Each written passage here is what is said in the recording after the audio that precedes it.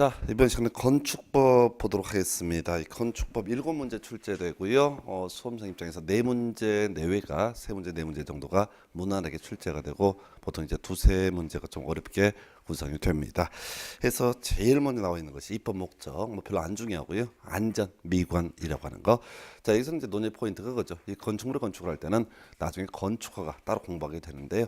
허가라고 하는 거 받아야 돼요. 그랬을 때 이 건축허가 여부를 판단하는 기준점, 안전 그리고 미관이라고 하는 게 포인트. 요거랑 바로 비교할게요.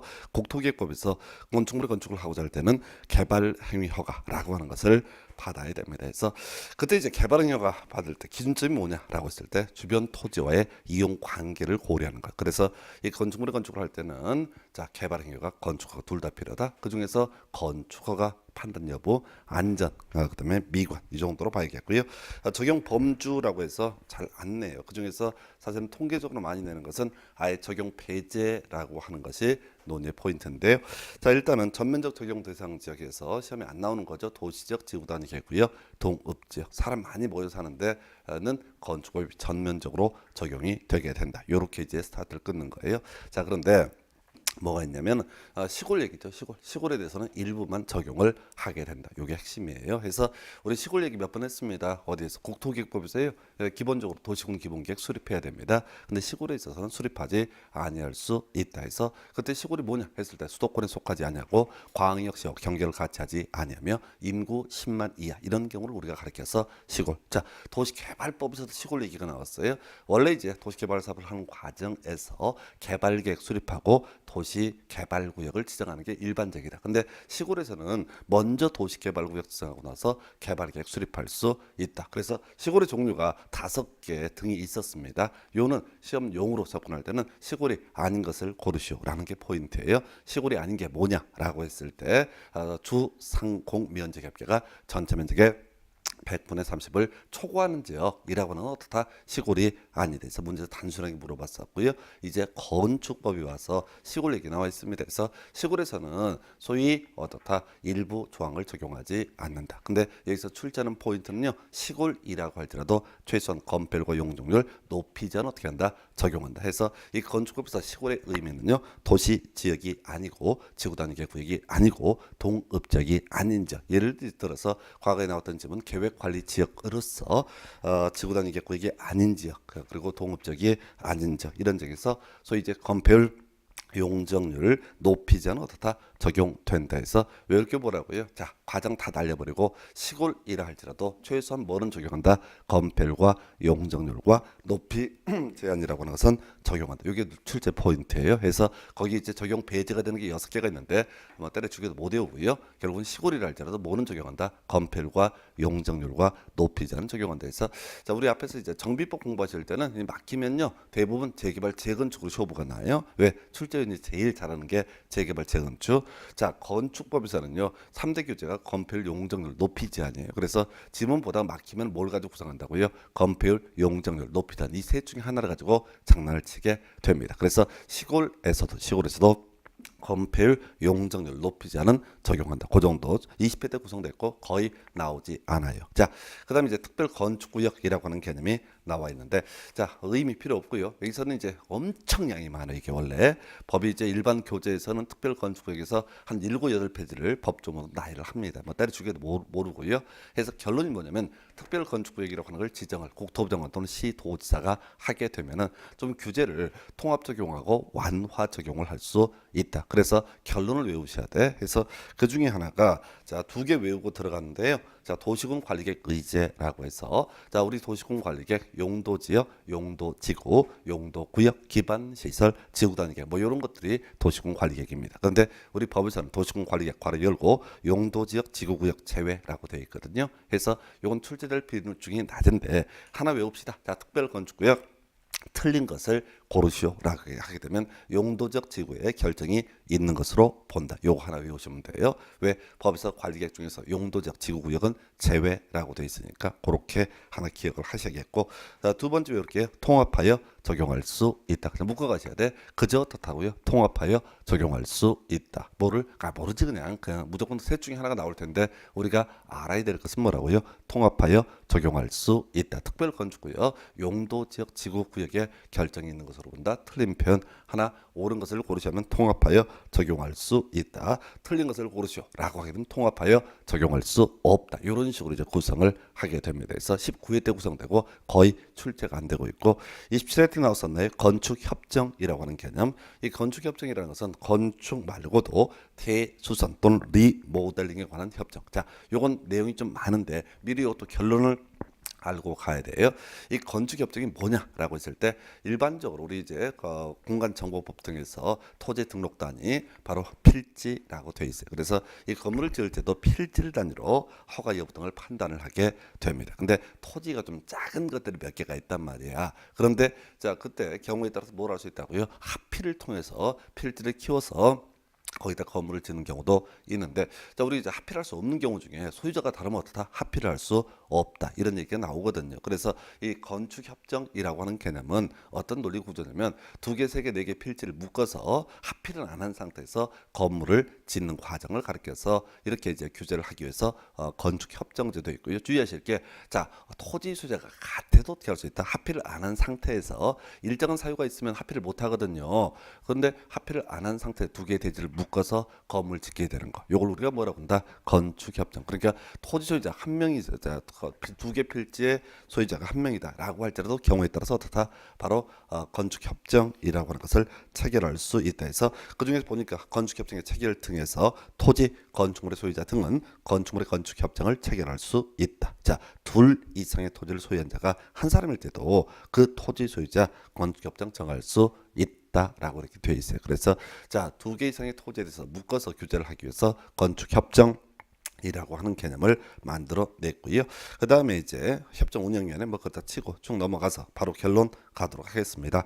지정의 효과라고 했을 때 완화 적용 나와 있어요. 뭐를요? 모르지.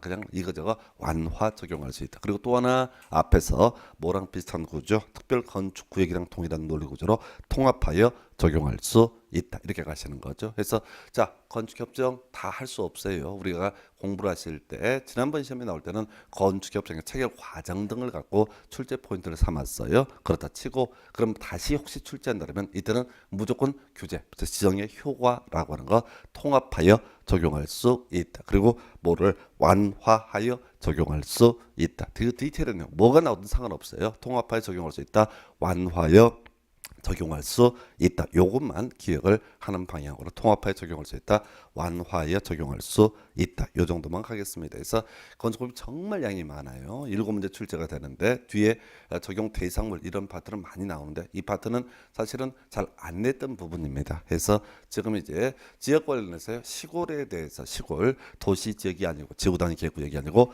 동읍 지역이 아닌 지역, 일부 종의 적용을 폐지할 수 있다. 그러나 건폐율, 용적률 높이지 않은 적용 폐지를 할 수 없다. 그 다음에 이제 특별 건축구역, 틀린 것을 고르시오. 용도 지역 지구 구역의 결정이 있는 것으로 본다. 틀렸고요. 그 다음에 옳은 것을 고르시오. 통합하여 적용할 수 있다. 그 다음에 이제 건축협정도 바로 결론 가셔야 돼. 앞에서 의 한번 냈으니까 완화 적용할 수 있다, 통합하여 적용할 수 있다까지 해서 얘들은 지금 쭉 출제된 걸 보면 19회 때, 그다음에 27회 때, 20회 때 등, 자, 그렇게 많은 출제가 되지 않는 영역이니까 이렇게 감만 잡고 가시고요. 그나마 통계적으로 좀 많이 나오는 것이 바로 대상물 관련해서 적용 배제 건축물이라고 하는 것이 나와 있습니다. 그래서 자, 건축법을 아예 적용하지 않는 건축물, 지정문화재, 가지정문화재 가장 대표적이죠. 시험 문제 구성할 때도 많은 출제 포인트를 삼는 게 지정문화재, 가지정문화재. 그다음에 이제 운전 보안시설, 플랫폼, 고속도로, 통행료, 징수시설, 그리고 최근에 새롭게 등장했던 것이 수문 조작실 이런 게 있습니다. 그래서 자, 이런 게 이제 우리가 보기에 눈에 안 보이는데 이게 소위 뭐에 해당이 된다고요? 건축물에 해당이 됩니다. 왜? 다음에 건축물에 대해서는 건축법을 적용하지 않는다라고 돼 있고, 우리가 뭐 직접 공부할 건 아니지만 우리 법에서 건축물의 기본적인 지붕과 기둥 또는 벽으로 이루어져 있는 것을 건축물로 보거든요. 그러니까 지금 이게 뭔지, 수문 조작실이 뭔지 알 게 뭐야. 근데 아예 전제를 하기를 다음에 건축물에 대해서는 건축법을 적용하지 않는다라고 이렇게 선언을 하고 있다고요. 그래서 어떻다고요? 이런 게 다 건축물에 해당이 된다고. 근데 이런저런 사유가 있어서 아예 어떻다 건축법을 적용하지 않는다라고 해서 자 중요한 포인트 뭐라고요? 제일 중요한 게 지정문화재, 가지정문화재 해서 거의 이제 답을 예를 뽑는데 지정문화재 자 국보, 보물, 몇 호 이런 식으로 정해져 있는 것을 지정문화재. 그러나 국보나 보물로 아직 지정이 안 됐는데 지정 과정에 있는 것을 가리켜서 뭐라고 한다? 가지정문화재. 이게 왜 이렇게 가지정문화재도 적용 배제를 하게 되냐면 이래 가십시다. 만약에 이 문화재로 지정되면 뒤집니다. 우리가 이제 제일 건축 부동산 관련 파트에서 누구도 빠져나갈 수 없는 것이 두 개가 있어요. 그 중에 하나가 군사 관련한 규제 답 나오지 않습니다. 그래서 가끔 이제 파주 쪽에 분양할 때 사실 지역 민원 많이 발생했던 것 중에 하나가 군사 시설 보호구역 근처에 예를 들어서 아파트 단지 근처에 군사시설 보호구역 400m 근방에 있다. 그 뒤지는 겁니다. 뭐냐면 군사시설 보호구역 경우에 따라서 포를 쏘는 거야. 그래서 서울 시민들은 어디 가서 저기 뭐죠? 한화 63빌딩 앞에 가서 불꽃축제 구경하잖아요. 1년에 한 번씩. 가는 사람 별로 이해 안 되는데 하여튼간에 그렇다 치고 자 파주에 있던 그 아파트 주민들은 밤마다 불꽃축제를 소음과 함께 같이 경험할 수 있어요. 그래서 그게 군사시설 보호구역이고 다시 돌아가서 또 부동산 관련한 제일 강력한 규제, 손을 댈 수 없는 규제가 문화재 관련한 부분입니다. 그래서 문화재라고 하는 게 탑, 건물 이건 생각하시면 안 돼. 문화재는요, 그 유적 있지 않습니까? 땅 파다 보면 옛날에 사람들이 살았던 흔적 이런 것들도 다 문화재에 속하게 됩니다. 그래서 뭔 소린가 하니 지정문화재 적용하지 않는다. 그래서 얘는 따로 강력한 규제를 받는다 이런 취지고요. 가지정문화재 요 단계에서 좀 배운 사람들 어떻게 한다고요? 발견되는 순간 포크레인 삼날로 다 때려 부셔버려야 돼요. 걸리면 뒤지니까 올섭이니까 그래서 그것 막기 위해서 지정문화재, 가지정문화재 소위 문화재 보호법을 적용을 하게 된다. 이 정도로 봐야겠고요. 또 자주 나오는 게 고속도로 통행료 제임시설. 요거 뒤에서 이제 공부할 텐데 대지라고 하는 거 도로에 2m 이상 접해야 된다. 이게 이제 기본 구조거든요. 대지는 도로 몇 미터? 2m 이상 접해야 된다. 그래서 자 대지가 도로 2m 이상 접하지 않게 되면 그걸 우리가 부동산 학계론에서는 맹지라고 정의를 하고요. 건물을 지을 수 없어요. 그런데 우리 고속도로 통행료 징수절 혹시 이제 고속도로 타다 보면은 요즘에 하이패스 때문에 많이 줄어들고는 있는데 생전 처음 보는 아저씨가 반가운 눈빛으로 고객님 안녕하십니까 하면서 삥을 뜯어요. 그게 이제 있는 곳이 뭐냐면 고속도로 통행료 징수시설 잘 보게 되면요 지붕이 있습니다. 그리고 기둥 또는 벽이 있어요. 그래서 건축법상 건축물이 될 수 있는데 만약에 이 부분에 대해서 건축법을 그대로 적용을 하게 되면요 그런 거 절대 설치 못해요. 왜? 그 도로라고 하는 것은 건축법상의 도로와는 전혀 맞지가 않아요. 건축법상 도로가 되기 위해서는 통행이 가능해요. 사람의 통행이 가능했을 때 그걸 도로라고 정의를 할 수 있거든요. 그래서 자 고속도로는 사람이 나다닐 수 없거든요. 그러면 건물을 지을 수 있다 없다? 없다. 소위 맹지에 해당이 되는 거예요. 해석을 하자면. 그래서 요건 받기 위해서 고속도로 통행료 징수 시설이라고 하는 것 건축법을 적용하지 않는다. 이런 이제 해석이 나오는 거에서 하여튼 주된 논의 대상 지정문화재, 가지정문화재, 고속도로 통행료 징수 시설이라고 하는 거 건축법을 적용하지 않는다. 이렇게 이제 봐야겠고요. 자 여기까지가 전반적인 맥락. 완화 요청은 큰 포인트 안 돼요. 15사회 때 나왔던 그런 지문이니까 큰 의미 없고요. 자 해서 다시 정리해 볼까요? 지역 관련해서요. 자 바로 시골 도시 지역이 아니고 지구 단위 계획 구역이 아니고 동읍 지역이 아니었을 때 이런 저런 조항 적용 폐지할 수 있다. 그러나 건폐율 용적률을 높이지 않은 적용 폐지를 할 수가 없다. 요게 하나가 있게 될 것이고요. 두 번째 특별 건축구역 틀린 것을 고르시오. 용도지역 용도지구 용도구역에 지정이 있는 것으로 본다. 그럼 틀렸고요. 자 그다음에 옳은 것을 고르시오. 통합하여 적용할 수 있다. 그다음에 이제 건축협정 옳은 것을 고르시오. 완화하여 적용할 수 있다. 통합하여 적용할 수 있다. 이건 출제 비중이 낮기 때문에 그 정도까지. 그리고 좀 이제 진지하게 볼게. 아예 건축법을 적용하지 않는 건축물. 지정문화재, 가지정문화재, 운전보안시설, 플랫폼, 고속도로 통행료 징수시설 그리고 수문 조작실까지 최근에 등장했습니다. 여기까지 보시고요. 자 이제 본론 들어가서 교재 그다음 페이지 가면 적용 대상 물이라고 하는 것이 나와 있고요. 작년부터 이제 적용 대상 물 중에서 숫자 물어보는 것들을 갖고 한번 구성을 했었죠. 자, 일단은 제일 먼저 나와도 답 안 될 게 초고층 건축물, 고층 건축물, 그다음에 준 초고층 건축물에서 단순 암기죠.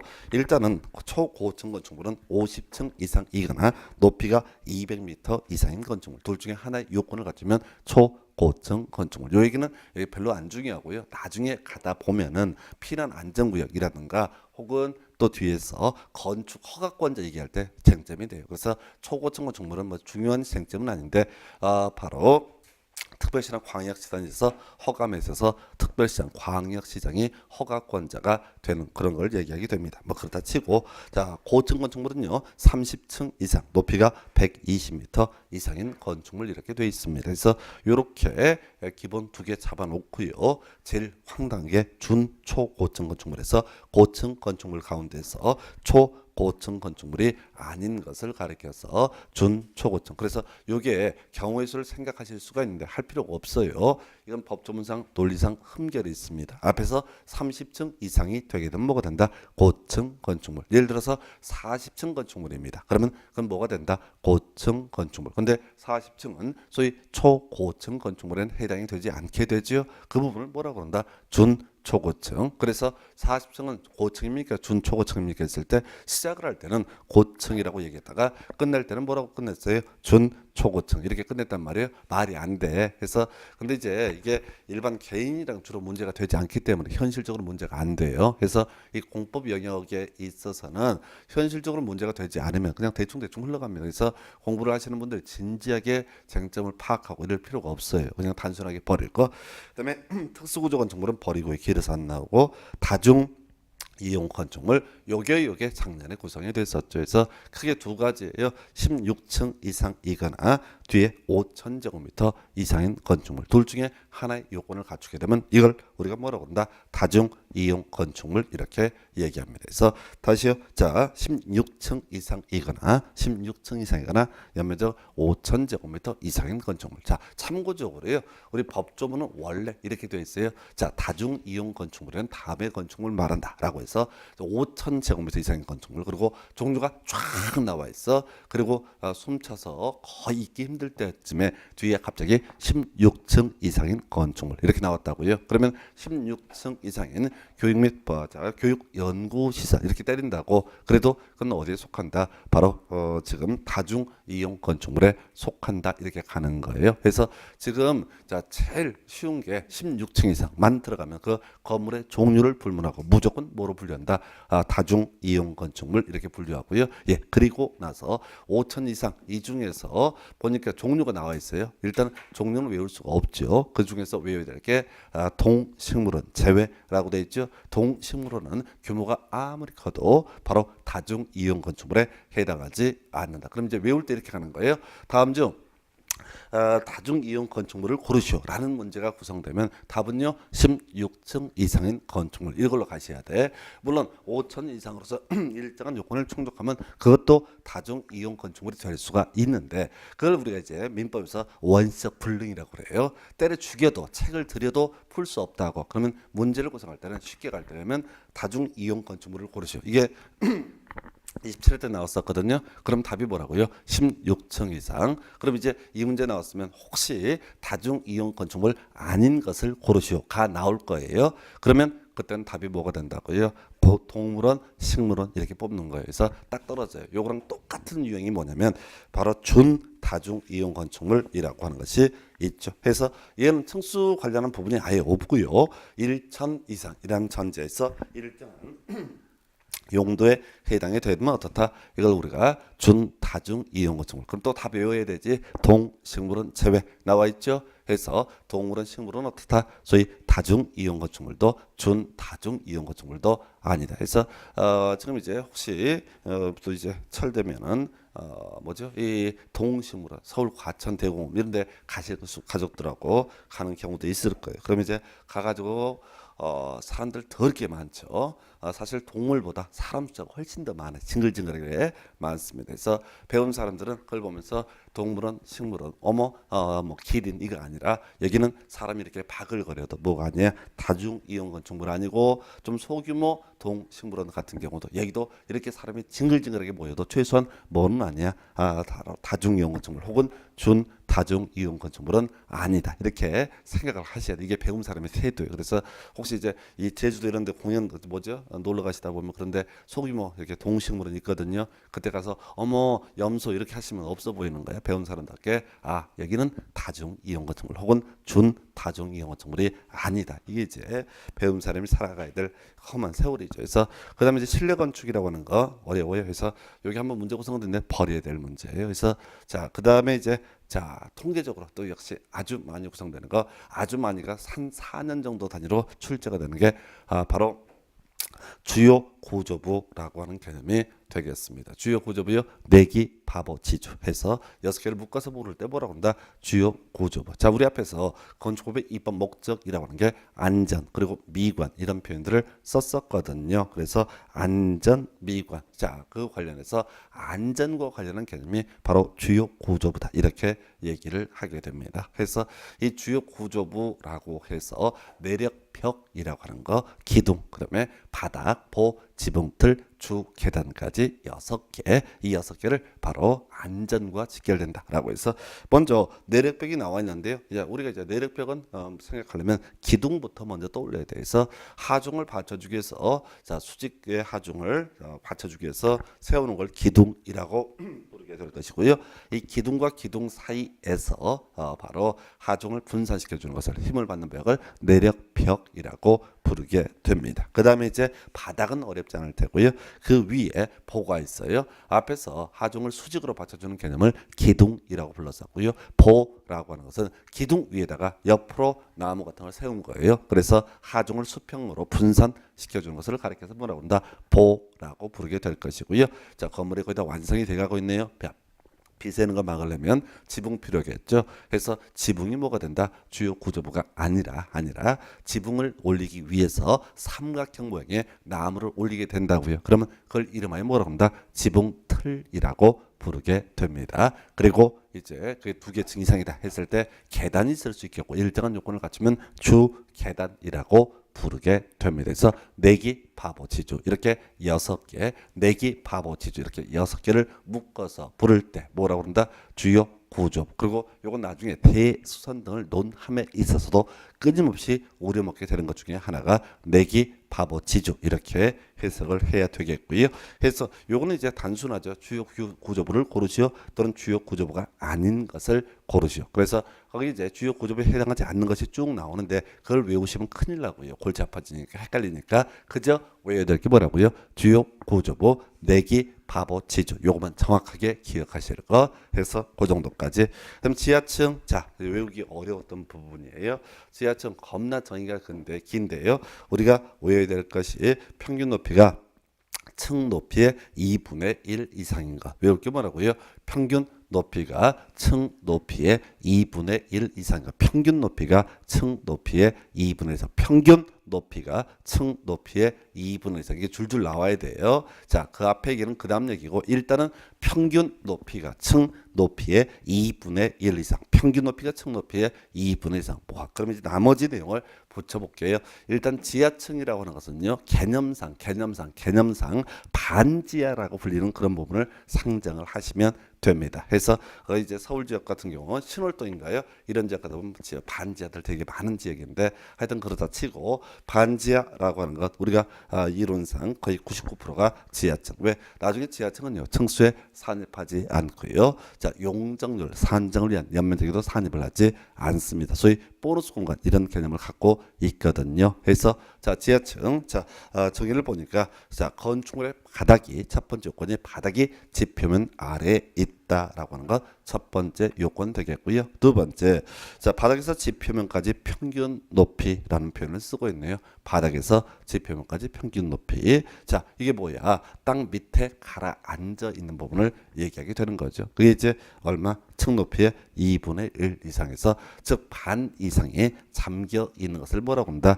지하층이라고 부르게 정의를 하게 됩니다. 그래서 우리가 외울 건 뭐라고요? 평균 높이가 층 높이의 2분의 1 이상, 평균 높이가 층 높이의 2분의 1 이상, 평균 높이가 층 높이의 2분의 1 이상. 이게 논의 포인트예요. 그래서 별 내용이 없는데 상당히 까다로운 부분이 되겠고요. 그래서 지하층의 정의 보셨습니다. 오른쪽에 이제 층수 산정 등 확인해서 보겠습니다. 그래서 이 층수 산정은 최근 문제 구성할 때 이걸 다 묶어서 하나의 사례 유형 문제를 구성했던 바가 있는데요. 일단은 저 층수를 계산하는 방법은 되게 간단하죠. 자, 한 층, 두 층, 세 층, 네 층 세 보시면 되는 거예요. 예, 그런데 층의 구분이 명확하지 않은 건축물, 세종문화회관 대강당, 뭐 각 지역의 예술회관, 뭐 이런 것들이 있단 말이에요. 이렇게 공연장 같은 경우는 일반적으로 층의 구분이 명확하지 않습니다. 팅할 때 뭐 2층 나열 하면 그냥 조금 있으면 바로 가수를 보일 거라고 오해하는데 안 보여요. 그래서 자 그때 이렇게 층의 구분이 명확하지 않은 건축물은 어떻게 한다? 4m마다 하나의 층으로 보고 그 하나의 층수를 산정을 하게 된다 해서 자, 이런 식이죠. 어떤 건축물이 있는데 층의 구분이 명확하지 않은데 16m다라고 하면은 몇 층? 4층. 자 20m다 그러면 5층 이렇게 이제 해석을 한다라는 의미가 되게 될 것이고요. 자 거기서 주의하실 게 17m 이런 거 생각하시면 안 돼요. 그런 건 시험에 내지 않습니다. 딱딱 떨어지게 구성을 하게 될 것이고 그 다음에 이제 건축물 부분에 따라서 층수가 다른 경우라고 하는 것 이때는 가장 많은 층수를 그 건축물의 층수로 삼는다 이렇게 돼 있어요. 그래서 요건 이제 많이 보기는 힘든데 옛날에 이제 높이 제한 때문에 계단식으로 건물을 짓는 경우 있다. 그래서 앞쪽은 10층, 뒤쪽은 13층 하게 되면 그 건축물의 층수를 표시를 할 때는 몇 층? 13층으로 표시를 하게 된다. 이 정도로 봐야겠고요. 예, 그다음에 지하층은 층수에 산입하지 아니한다라고 되어 있습니다. 지하층은 어떻다? 층수에 산입하지 아니한다. 그래서 요 세 개 묶어서 보통 이제 사례형으로 구성했죠. 과거에 나왔던 문제 중에서 이런 게 있었어요.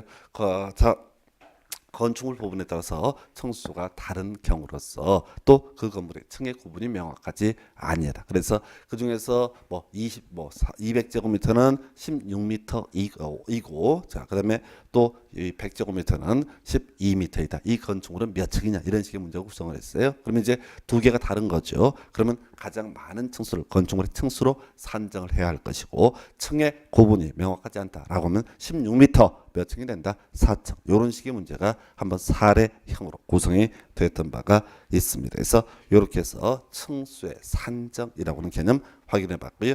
그럼 면적 산정 얘기해서 이제 논의할 것이 소위 이제 건폐율 용적률에 관한 개념부터 먼저 확인을 해야 되죠.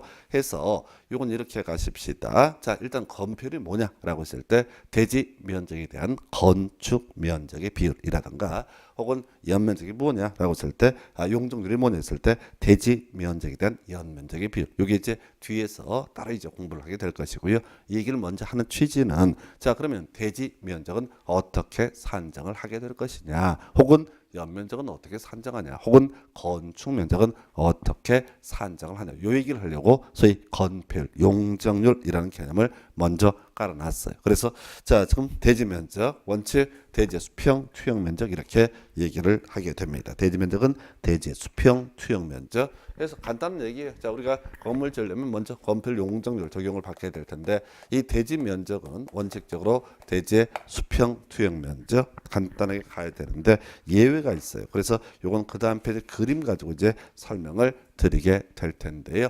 자 일단은 자 거기서 두 개가 여기 있는데 그중에 시험에 나왔던 거 20회 때인가요? 구성이 됐던 게 바로 소요 너비에 미달한 도로에서의 건축선 여기 한번 포인트가 됐어요. 자 볼까요? 지금요 대지라고 하는 거 자 도로에 얼마 2m 이상 접해야 된다. 이게 기본 구조입니다. 도로는 기본적으로 나중에 몇 미터 4m의 요건을 갖춰야지 원칙적인 도로라고 부르게 됩니다. 자 그런데 지금 대지가 이렇게 각각 하나의 도로에 대지가 있는데 이게 이제 미리 전제를 할게 길이 아니라 도로라고 전제를 하게 되는 거예요.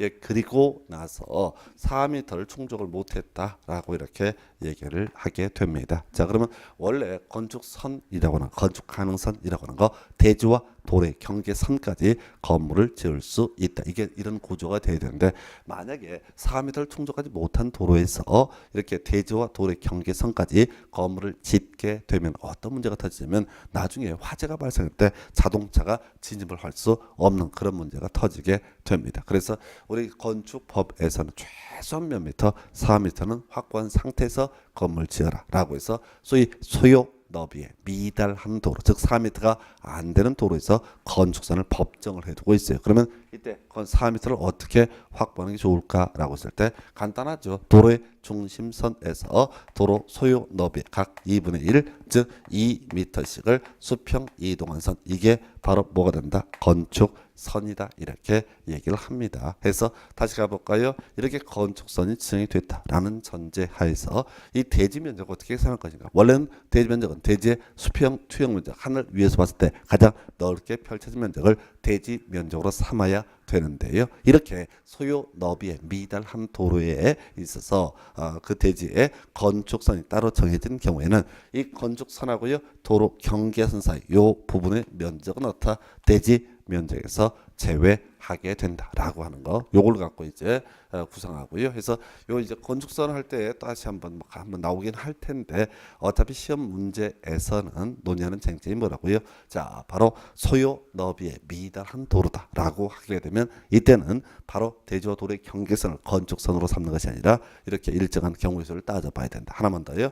자, 지금 한쪽에 대지가 존재하고요. 다른 한쪽에는 대지가 없습니다. 그래서 전에 시험이 나왔던 게 뭐 철도 선로라든가 또는 하천 부지 혹은 뭐 경사지 뭐 이런 게 있다고 해보겠습니다. 그러면 도로가 그리고 맞고요. 도로는 맞는데 역시 4m를 충족을 못한 상태다라고 전제를 해보겠습니다. 예, 이렇게 되게 되면 이때는 경사지 등이 있는 도로자 쪽 경계선에서 도로 소요너비, 즉 얼마 4m만큼을 수평 이동한 선을 뭘로 본다? 건축선으로 보게 된다. 그래서 역시 똑같은 논리 구조로 건축선과 도로 경계선 사이 요 부분의 면적은 대지 면적에서 제외하게 된다. 이렇게 이제 가게 되는 거예요. 그래서 요 외에도 이제 도시공객시설 부지라고 그래서 공원용지, 학경지로 결정이 되면 그 부분은 대지 면적에서 제외한다 나오는데 큰 의미 없습니다. 그래서 우리가 이제 항상 공부를 하실 때 지금 한 15년 정도 기준으로 제가 시험에 나왔던 거 위주로 정리를 해놨는데 그거 외우기도 너무 힘들어요. 해서 일단은 소요 너비에 미달한 도로다라고 하면 대지와 도로의 경계선이 아니라 건축선이라는 개념 자체가 바로 일정한 요건 해서 양쪽에 대지가 있으면 도로 소요 너비의 중심선에서 도로 소요 너비의 2분의 1씩을 수평 이동한 선을 건축선으로 삼게 될 것이고, 그리고 나서 만약에 양쪽에 대지가 아니라 한쪽에 대지가 있다라고 하면 이때는 경사지 등이 있는 쪽 도로 경계선에서 도로 소요 너비만큼을 수평 이동한 선을 건축선으로 삼게 될 것이고, 이 건축선과 도로 경계선 사이 부분의 이 면적은 대지 면적에 산입하지 않는다라고 하는 거. 이렇게 이제 볼 수 있어요. 그래서 요건 이제 표현들이 너무 길어지기 때문에 그림 그려서 대지 면적 계산하시오, 이런 문제가 구성이 됐습니다. 그 다음에 이제 나오는 것이 건축 면적. 잊어버리세요. 이 건축 면적은 지금 단군이 이 나라 만든 후로 한 번도 출제가 되지 않았습니다. 왜? 낼 게 더럽게 많거든. 낼 게 더럽게 많기 때문에 건축 면적을 내지 않아도 무방해요. 그 다음에 이제 우리가 기억해야 될 게 연면적이라고 하는 개념을 찾아봐야 되는데요. 이 연면적이라고 하는 것, 연면적이라고 하는 것은 나중에 이제 논의하겠지만 바닥 면적의 합계 이렇게 정의를 하게 됩니다. 그래서 먼저 연면적을 논하기 위해서는 뭘 찾아봐야 돼? 바닥 면적을 찾아봐야 돼. 이게 이제 대박인 거죠. 자, 우리가 이제 법정 구조를 보게 되면 바닥 면적과 관련해서 우리 건축법 시행령에서는 이렇게 되어 있어요.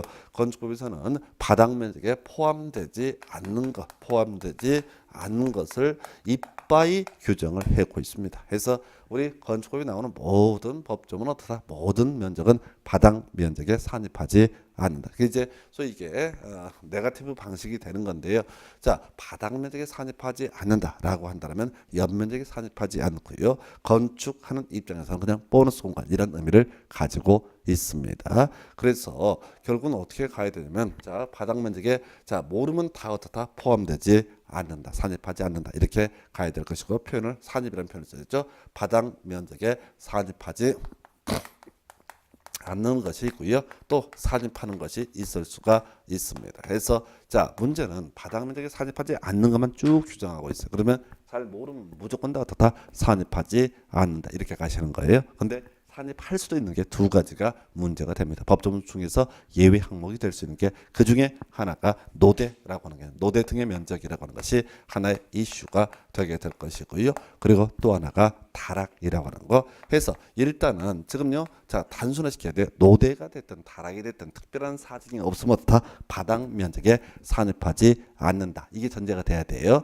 지금 어차피 우리가 공부를 하는 건 다 뭐라고요? 건축법에 대해서 공부를 하고 있고 건축법에서는 모두 어떻다? 바닥 면적에 산입하지 않는다만 규정하고 있다고요. 그러면 잘 모르면 무조건 다 어떻다? 산입하지 않는다. 근데 이게 시험이다 보니까 이게 산입하지 않는 게 A4 용지로 한 3페이지 돼요. 그걸 막 차 외운다니까 미쳐버려요. 그걸 어떻게 외운다고. 무조건 다 산입하지 않는다. 그래서 시험 지문을 볼 때 끄트머리 봐봐야 돼. 바닥 면적에 산입하지 않는다. 무조건 오른편이야. 뭐 특별한 사정 없으면 바닥 면적에 산입하지 않는다. 다 오른편이라고. 그게 A4 용지 한 2페이지, 3페이지라고요. 무조건 다 어떻다고요? 산입하지 않는다. 무조건 다 어떻다? 산입하지 않는다. 그래서 시험 지문에 산입한다. 그러면 확률상 그건 틀린 거야. 산입한다 그럼 틀렸다고. 근데 산입한다 중에서 오를 수 있는 게 두 가지예요. 바로 노대 그리고 다락이라고 하는 게. 그래서 일단 기본 구조부터 보겠습니다. 다락은 어떻다? 바닥 면적에 산입하지 않는다. 이게 기본 구조가 돼야 돼요. 그런데 다락이 건축주가 다락이라고 주장을 하는데 다락이 아닌 경우가 있다고요. 예, 이때 그것은 어떻다? 바닥 면적에 산입한다. 그래서 뭔적인 구간이 다락의 기본정의입니다. 다락은요, 층고가 1.5m 이하. 근데 괄호 열고 경사진 형태 지붕에 있어서는 층고가 얼마? 1.8m 이하가 되면 이걸 뭐라 부른다? 다락이라고 부르게 됩니다. 그래서 시험에 이게 나왔다고 층고가 2m인 다락 이렇게 때린다고. 다락 아니야. 그 다락 아니야. 다락이 아니기 때문에 그 말만 다락이지 다락이 아니기 때문에 결과적으로 어떻다? 바닥 면적에 산입을 하게 되는 거예요. 요거 하나 주의하시고 요 문제 나오면 뭐 거의 개 거품 묻고 막 적고 너무 어렵다고 야 이번도 공법시험 반영 왜 이렇게 어렵게 내고 지랄이냐 했을 때 다락이 나오는 거예요. 그래서 그런 경우고 그 다음에 이제 그동안 노대라고 하는 게 출제 포인트. 자 노대 자 이게 이제 그 뭐죠 이태리에서는 그렇게 부르죠. 발코니라고. 발코니 노대 다 같은 말이에요. 다시 가봅시다. 자, 노대 혹은 발코니라는 건 바닥 면적에 산입한다 하지 않는다 하지 않는다. 그러니까 발코니는 뭐라고요? 보너스 공간이 보너스 공간. 그래서 건축법을 발코니 노대 바닥 면적에 산입하지 않는다라고만 규정을 해놓고 있으면 아주 가관입니다. 건축하는 사람들이요 어떻게 한다고요? 건물 지을 때 발코니 3m 뽑습니다. 거기다 화단도 조성하고 별거 다 할 수 있어. 그러다 이제 어떤 분이 3m가 잘 팔리니까 뜻한 바가 있어서 6m짜리 다락을 뽑습니다. 발코니를 뽑게 돼요. 난리가 납니다. 난리가 나요. 이제 딸내미들은 결코 이제 밖에 나가지 않아요. 그냥 발코니 앉아서 발코니에 갖고 밖에서 이제 소통을 하는 그런 장소가 되는 거죠. 그 이제 옛날에 그게 나왔었잖아요. 로미오 줄리엣 할 때 그 줄리엣 갸가 있던 데가 이 바닥 면적에 산입하지 않던 거. 그러니까 혹시 뭐라고 그러죠? 우리가 클래식 공연 같은 거 보러 가시다 보면 갑자기 용어 생각이 안 나네. 오페라 이런 거 보다가 보면 로미오 이거 나올 때 있다고. 그때 그냥 어머 이거 없어 보여. 아 저기는 어떻다? 바닥 면적에 산입하지 않는다. 이게 이제 줄리엣 아빠가 법을 좀 아는 사람인 거지. 예, 그래서 만약에 이 발코니에 대해서 무조건 바닥 면적에 산입하지 않는다라고만 규정하고 있으면 아파트 같은 경우요 발코니 6m, 7m, 8m 쫙쫙 뽑아버린다고 개판돼요. 그래서 나온 얘기가 발코니는 얼마? 1.5m까지만 어떻다? 발코니.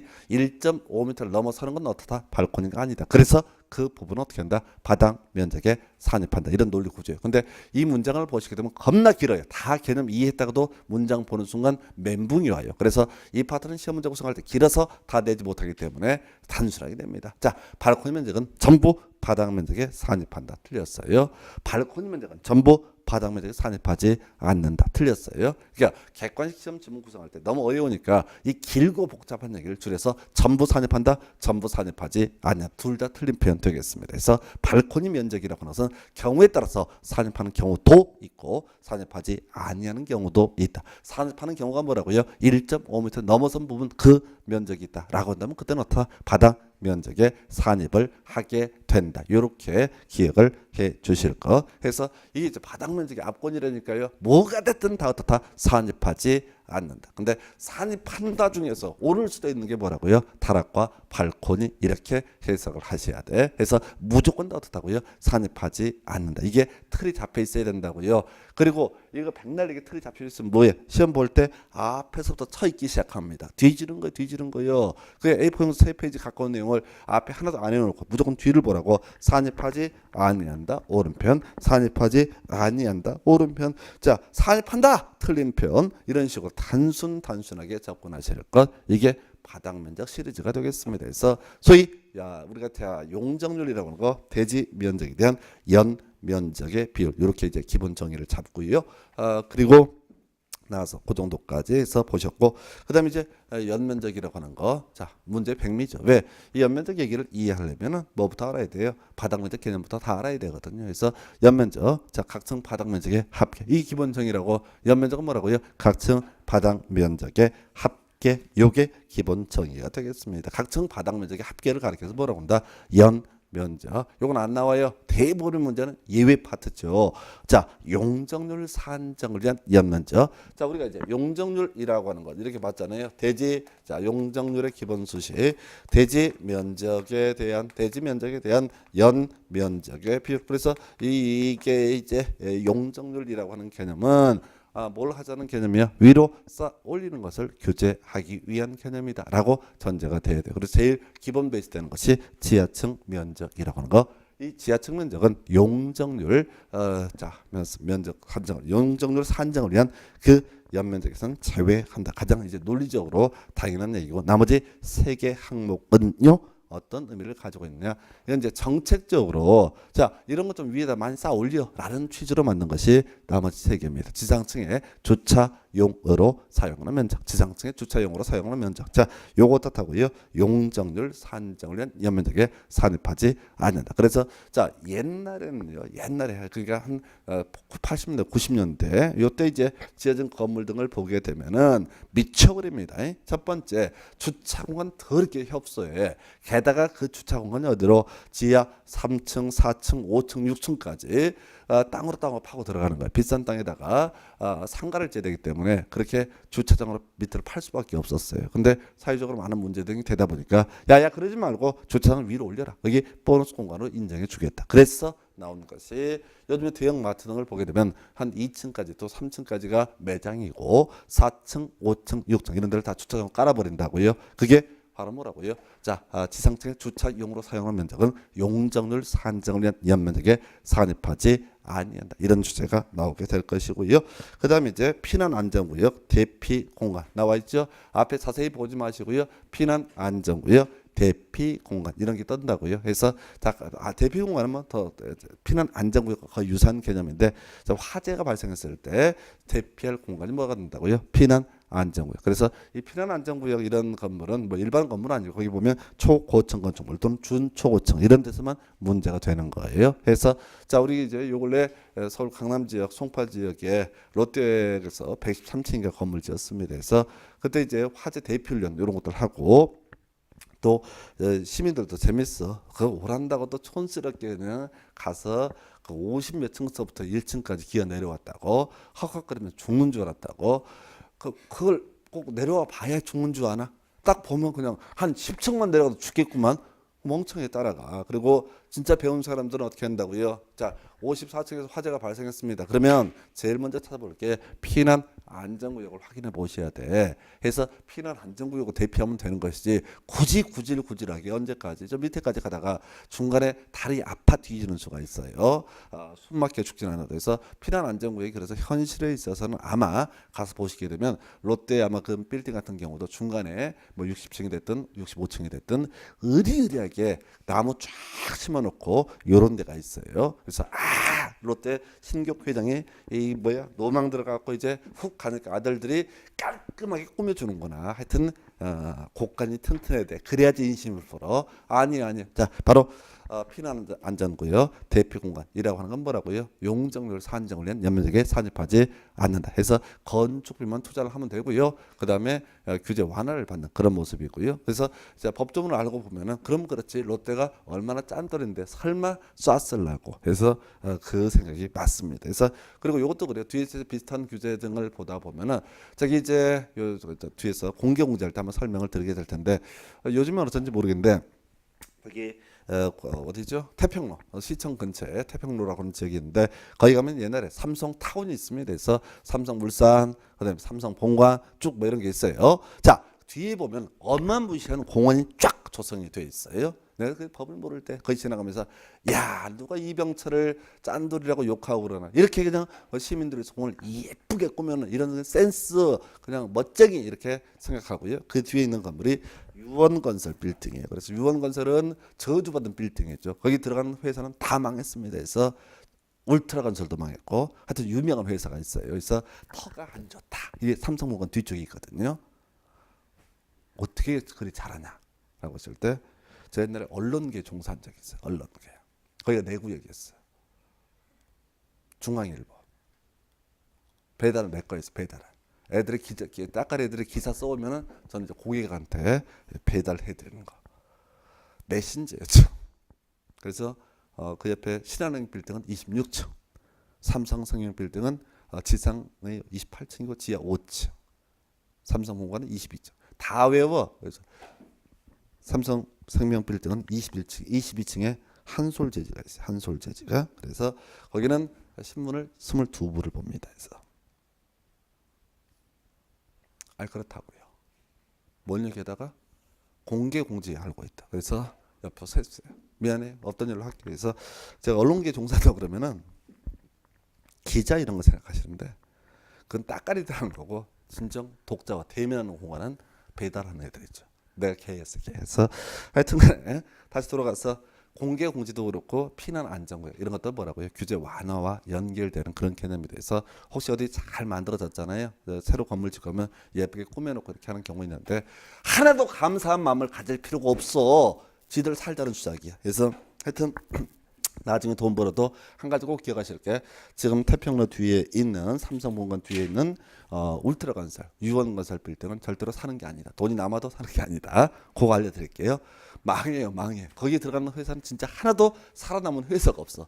나중에 계속 궁금해. 간판 꼭 지나가면 보게 돼요. 다음엔 누가 망할까 해서 하여튼 울트라건설까지 망한 거 봤는데 그 다음 누구한테 팔렸는지 모르겠네요. 자 여기까지 해서 뭘 얘기했어요? 바로 용어에 관한 부분 봤고요. 그 다음에 이제 교재 넘어가서 허가 대상 가설 건축물이라고 하는 게 있습니다. 그래서 자 일단 기본적으로 건축물에 건축할 때는 허가를 받아야 된다. 이렇게 이제 가게 될 것이고요. 자 그리고 나서 이 건축물 중에서 뒤에서 공부하시겠지만 일정한 소규모 건축물은 신고하면 됩니다. 지금 뭔 얘기하려고 하냐면 가설 건축물은요 당연히 신고사항입니다. 그래서 가설 건축물은 당연히 뭐가 된다고요? 신고사. 그럼 시험에 나와 안 나와? 너무나 당연하게 안 나와. 건축물도 다 못 내는데. 그래서 가설 건축물 중에서요 허가 대상이라고 하는 게 있어요. 사연 억수로 길어요. 딱 한 가지만 기억하시면 돼. 존치 기간 얼마? 3년 이내. 해서 얘는 이 자체가 중요한 게 아니라 뒤에서 조경 얘기를 합니다. 조경 나무 심는 거예요. 대지 면적이 200 이상일 때 원칙적으로 조경을 할 의무가 있다. 이런 얘기를 하면서 조경 의무가 면제되는 경우가 쫙 나열이 돼요. 그 중에 대표적인 것이 바로 뭐라고요? 대표적인 것이 바로 허가 대상 가설 건축물, 허가대상 가설 건축물이라고 하는 거 왜 적용 의무가 면제가 되겠습니까? 라고 했을 때 존치기가 몇 년? 3년 이내에 불과하기 때문에 나무 뿌리 내릴 때쯤 다시 뽑아내야 되거든요. 해서 이 허가대상 가설 건축물은 존치기간 3년 이내. 그리고 얘는 이보다 더 중요한 게 자 바로 뭘 가지고 쟁점을 삼고 있다. 적용 의무가 면제되게 된다라고 해서 자 우리가 이제 그 부동산 학개론 공부하시다 보면 그런 거 나오잖아요. 건축물의 내용 연수라고 해서 물리적 내용 연수, 기능적 내용 연수, 경제적 내용 연수 등 나오게 될 것이고 그 중에서 이 경제적 내용 연수라고 하는 부분은 소위 이제 원가법을 가지고 감정 평가를 할 때 기준점이 되게 됩니다. 근데 거기에 또 뭐가 있냐면 행정적 내용 연수라는 개념이 있을 수 있거든요. 바로 허가대상 가설 건축물에 있어서 행정적 내용 연수는 얼마? 3년 이렇게 보는 거예요. 그래서 이렇게 해서 보셨고 그 다음에 이제 대지라고 하는 주제 적용 대상물 중에서 대지라는 항목을 보게 될 거예요. 자, 근데 이 대지 파트는 정말 대지겠습니다. 그래서 이게 지랄 같은 게 잘 안 나와. 14회 때 구성이 되고 안 나와요. 14회 때 구성이 되고 안 나와요. 근데 지금 이제 작년부터 건축법의 출제 경향 중에 하나가 좀 엽기적인 걸 내요. 그동안 전혀 안 낸 건 아닌데 한 30년 사이를 보게 되면 내긴 냈었는데 그동안 거의 내지 않았던 부분들을 가지고 내고 있어요. 그래서 대지 관련해서 설명을 드리긴 할 텐데 자 요거는 이제 답을 외우고 들어가셔야 돼. 답을 자 우리 앞에서 다 외웠던 거 찍는 거 있었죠. 시골에서는 건축법의 일부 조항을 적용하지 아니할 수 있다. 배제할 수 있다. 그러나 시골에서도 뭐는 적용한다. 건폐율과 용적률과 높이자는 어떻게 한다. 그대로 적용을 하게 된다. 이렇게 가듯이 자 일단 대제 정의 바로 각 필지로 나눈 토지 이렇게 되어 있습니다. 그건 뭐 그건 중요치 않고 쟁점은 그거죠. 2개 이상의 필지를 하나의 대지로 할 수 있는 경우. 그다음 페이지인가요?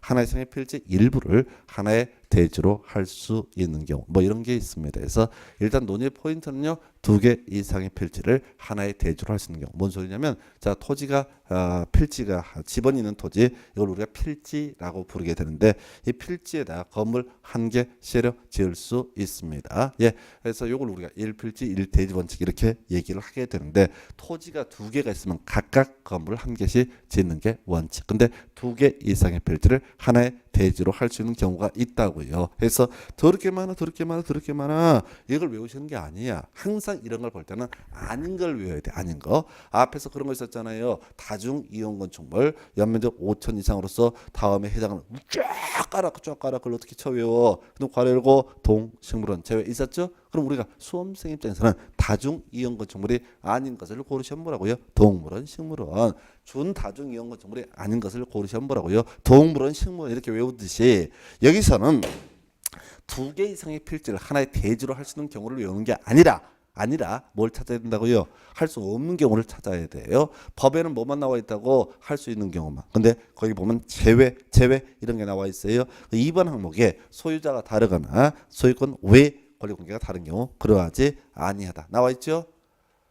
지금 2개 이상의 필지를 하나의 대지로 할 수 있는 경우에 두 번째 항목에 소유자가 다르거나 소유권 외 권리관계가 다른 경우 제외한다라고 돼 있죠. 뭘 제외한다고? 2개 이상의 필지를 하나의 대지로 한데 제외한다고. 그다음에 6번 항목인가요? 끄트머리 보면 소유자가 다른 경우 제외한다. 요거 나와 있죠. 외우시면 돼. 소유자가 다른 경우 제외한다. 해서 뭘 외워야 된다고요? 자, 시킨 대로 해야 돼요. 이게 뭔 의미인지 새길 이유도 없고 나중에 뭐 녹아할 일도 없고 그다음에 요게 많이 안 나와요. 그래서 지금 여기는 딱 한 가지만 외워야 돼요. 자, 우리가 법에서는 2개 이상의 필지를 하나의 대지로 쓰는 경우를 크게 6개를 쭉 하니 나열하고 있습니다. 예, 근데 시험에는 뭐라고요?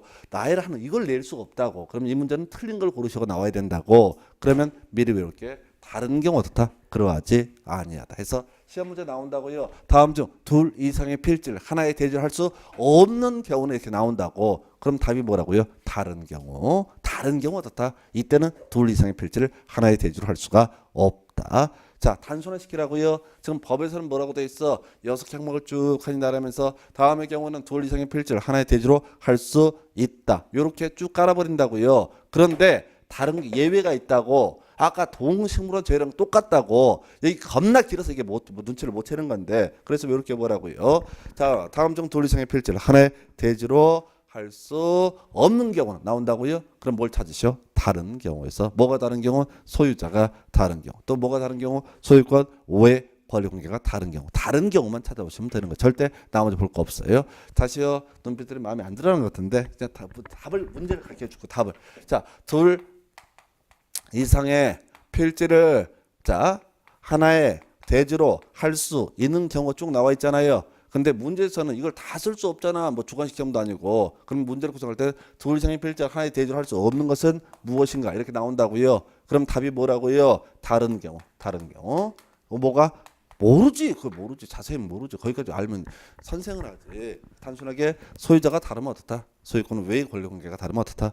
이러면 둘 이상의 필지를 하나의 대지로 할 수 없다. 요건 이렇게 가시는 거야. 절대 그걸 외워질 수 있는 영역이 아니에요. 제가 다 외웠으면 이미 이빨을 깠어. 근데 나도 못 외웠건데 아직까지. 근데 시험 문제에서는 이런 영역들이 대박이라고. 다중이용 건축물, 준다중이용 건축물 꼭 생각하시라고요. 그게 뭐는 제한다? 동식물원 제외. 요거 나왔었죠? 그럼 그렇게 문제를 구성을 하는 거예요. 그러니까 이런 것도 법조문 구조를 보게 되면 둘 이상의 필지를 하나의 대지로 할 수 없는 경우는 한보라고요. 다른 경우 딱 하나만 가십시다. 자, 그다음에 하나 이상의 필지 일부를 하나의 대지로 하는 경우 생략하겠습니다.